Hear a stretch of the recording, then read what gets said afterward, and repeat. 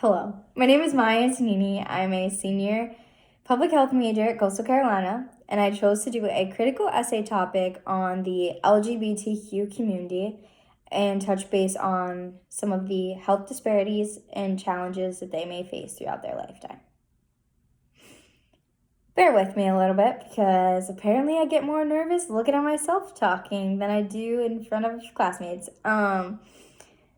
So the LGBTQ community, for anyone who doesn't know, is a multicultural group of individuals who come from all different socioeconomic backgrounds, ethnicities, races, genders, ages, all over globally too. And one thing that they have in common as individuals is that they face discrimination and stigma from peers in social settings such as the workplace, educational institutions, public events in general. And I think the most important, not that the others are important, but the most important to me is they face discrimination in the presence of a healthcare provider.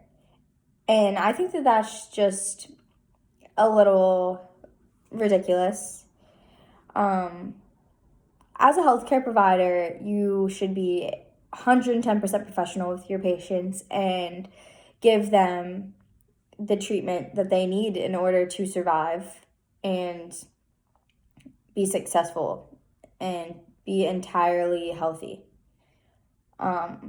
My research led me to statistics of what some individuals in this community may face whenever going to seek help from a healthcare. That was a tongue twister. When they are going to seek help from a healthcare provider. And some things that I came across were heartbreaking. I read that one statistic said that a percentage of individuals have been unsolicitedly fondled or touched inappropriately by their healthcare provider once they disclosed their own personal information. And obviously illegal, but also traumatic. And that's not something that an individual should face from just wanting to seek help. And regarding healthcare with, can I just take one big breath? Another thing that I came across was that a percentage of individuals are shunned from their healthcare providers. And not only just them, but their family members, their children, their spouse. And when it comes to seeking, like, mental help, it's even worse. They're looked at, like, because of their sexual preference, that they have a mental illness. And, I mean, for individuals who categorize themselves under the acronym LGBTQ, as hard as it is for them to be who they truly are to society, to themselves, to their families, to their peers, to whoever. And I mean, fighting a mental battle with yourself just with anxiety and depression is hard enough, let alone having this battle with who you love and if that's okay and if anybody will accept you and still look at you the same way. I mean, and if they go seek help from a healthcare provider, they don't expect them to look at them and say that the fact that they have interest in the same sex alone is a mental illness. That's just absurd. I think that doctors need to, either lose their license if they're going to be that unbiased, or they just need to take classes and take repercussions to learn the language of how to speak to people and to be sensitive. Some other things that I learned are that there is a protection act currently for LGBTQ individuals in the workplace, and it protects them from discrimination, such as not getting hired just because of their sexual identification and orientation, or just protecting them from this discrimination in the workplace, like being able to get that promotion still just because they love who they love, or being able to walk around comfortably in their workplace.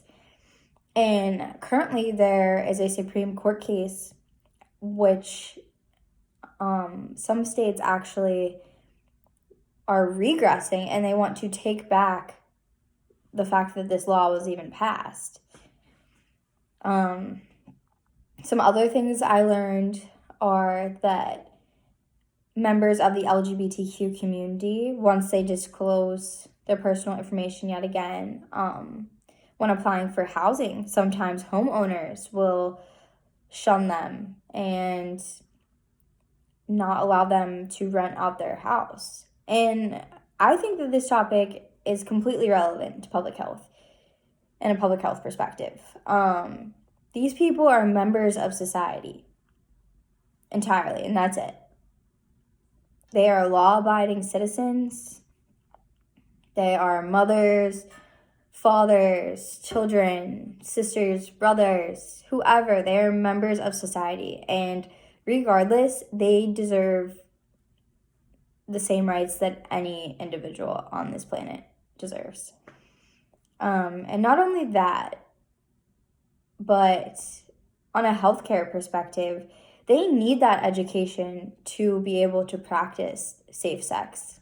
They need that education where they know the symptoms of what HIV may consist of. Like HIV, the symptoms are flu-like symptoms, and afterwards, the virus will lie dormant in your body until it eventually develops into AIDS, which can result in death for the individual. And other than just the education, they need to feel comfortable and safe going to the doctor, seeking help from other individuals. I think that it's just so malicious of people to have this prejudice against anyone in general, but for this topic, LGBTQ individuals. Like, where does that hatred come from? You know, if someone isn't hurting you, if someone isn't harming you, why are you so obsessed with their life? Why do you want to have that energy of hatred inside of you for this individual? Why do they not deserve rights just because they want to love who they love? You know, those are just some questions that I have. But this was my essay, and maybe I can leave a link to my actual essay underneath the video, so if maybe you wanted to read it, you can. Thank you for listening to me ramble on, and have a great night.